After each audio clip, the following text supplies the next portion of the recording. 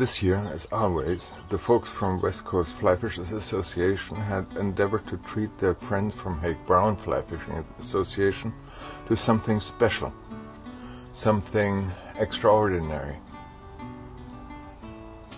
After all, it was the 4th anniversary of our joint fish outs on the Sooke River.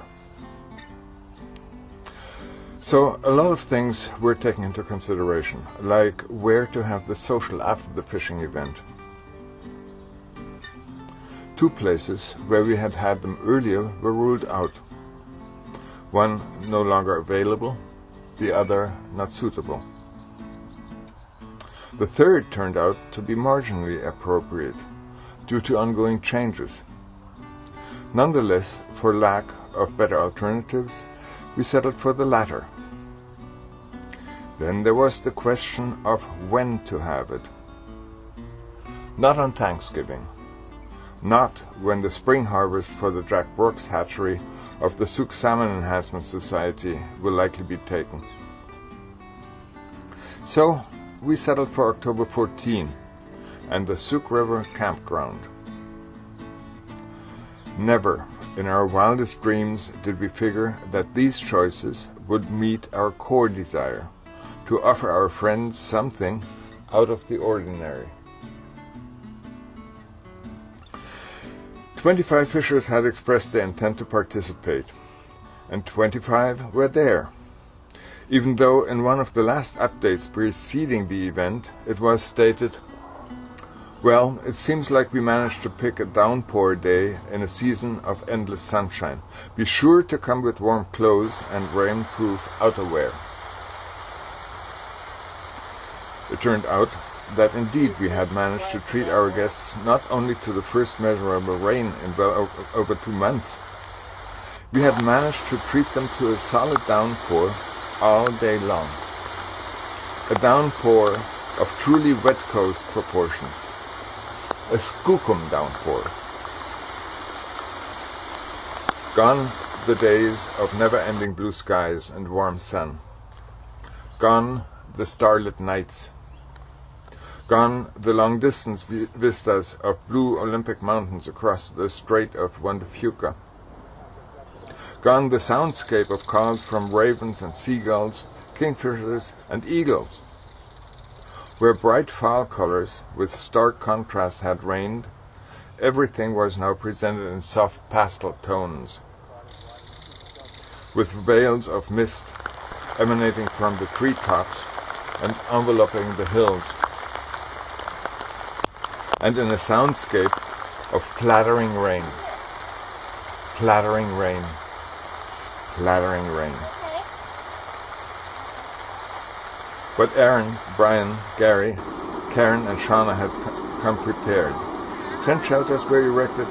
Underneath all these, a barbecue grill, a camping stove and an electric coffee urn powered by hydro coming straight out of the deep puddle where once a driveway had been.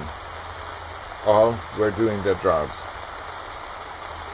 Other than anticipated, a few drenched customers started to arrive before 11 a.m. for the social scheduled for 1 p.m. Surprisingly, even at this early hour they were greeted with hot coffee, hamburgers, hot dogs, coleslaw, and yummy pasta salad. Not surprisingly, the fish were there, and the fish got caught. Except for billing spit, where apparently even the buzz bombers got skunked, fish were caught in all of the river pools from the campground all the way up to the pools beyond Martin's pool. I was fishing in the pool just below the stairs leading down from Phillips Road.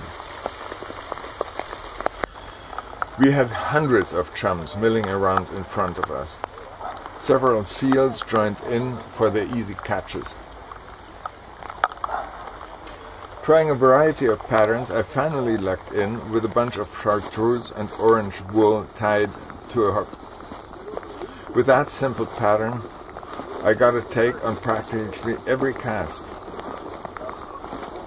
But it did not manage to get beyond long-distance releases.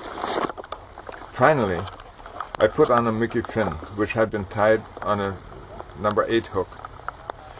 And after the second cast, I brought a huge chum to hand, which I released without ever taking him out of the water.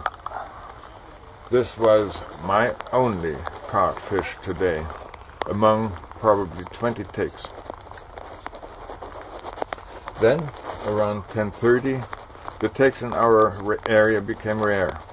Since all of my gear was already more thoroughly drenched than I had ever imagined possible, I packed up.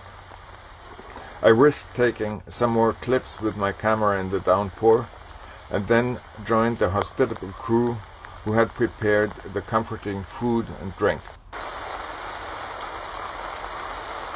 As the others turned in, it was a relief to hear that they all had done quite well. Some had caught more, some less fish than expected. Several fishers had caught the first chum of their lives, and some had experienced exhilarating runs of their prey before they could bring them to hand for the release. Almost more importantly, I think all of us enjoyed another event of great camaraderie, elevated by the challenge of the day and confirmed by the success of all we had hoped for, and cradled in the warm hospitality of what had been made possible on the basis of a generous donation from Helmken Market, through the joint efforts of Aaron Rodd, Brian Alexander, Gary Bettridge, Jim Humphreys, Karen Dillon, and Shauna Salzman. A very enchanting final highlight was added by Margaret Greenway. Margaret is the one-woman fish-out committee of Hike Brown Association. Margaret is never short of surprises and innovative ideas. With her draw, today, she showered presents on many of those present, and only those present. Sorry, you guys, still fishing at 1 p.m. Not surprisingly, Aaron was amongst the winners. After all, he always is. But even Gary and I lucked out. Thank you, Margaret, for a great conclusion of the event, and I really, really love what I won.